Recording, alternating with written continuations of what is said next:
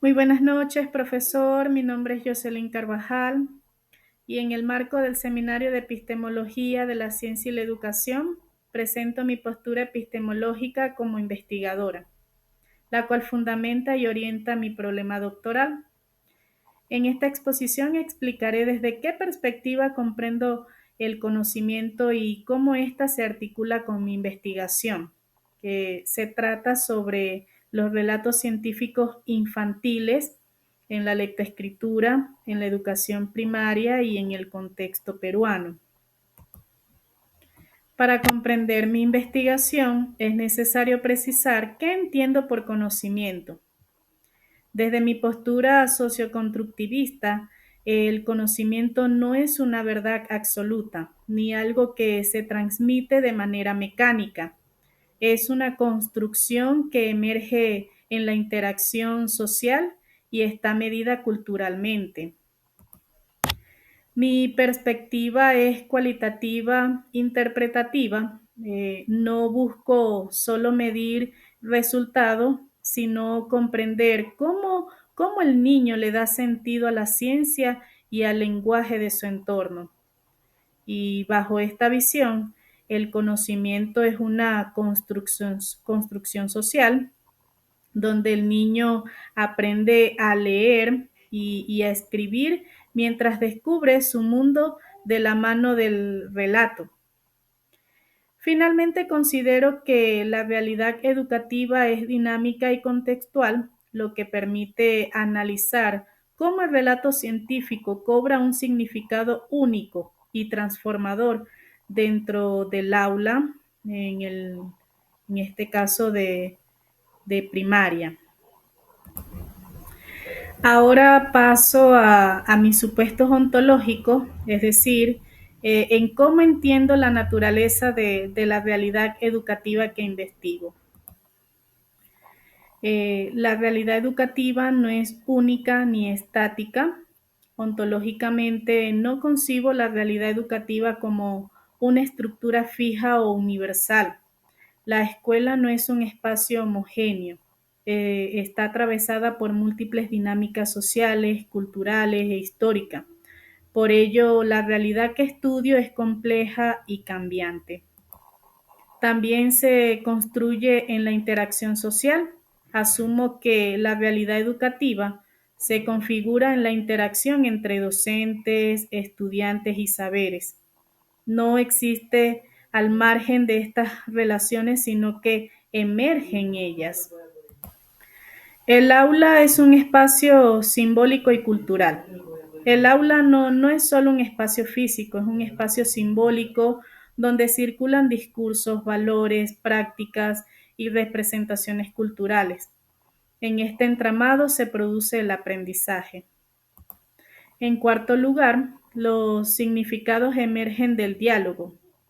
Considero que los significados no están dados previamente, se construyen en el diálogo, en la negociación de sentidos y en la interacción mediada por el lenguaje.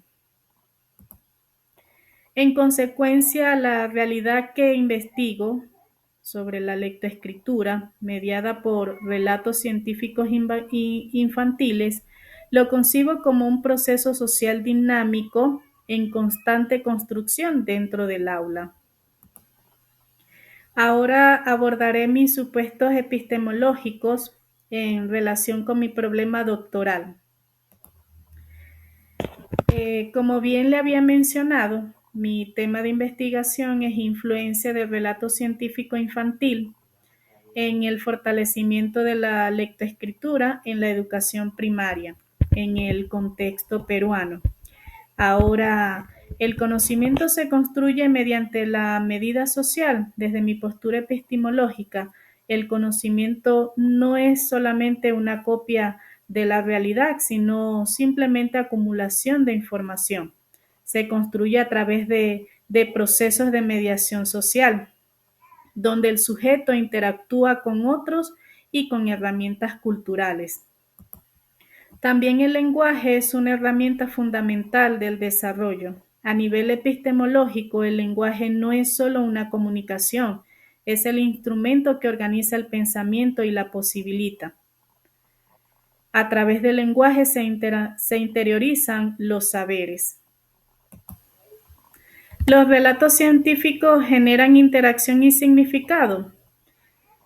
Los relatos científicos infantiles no solo transmiten información, generan diálogo, curiosidad, preguntas, procesos interpretativos que amplían el horizonte cognitivo del estudiante.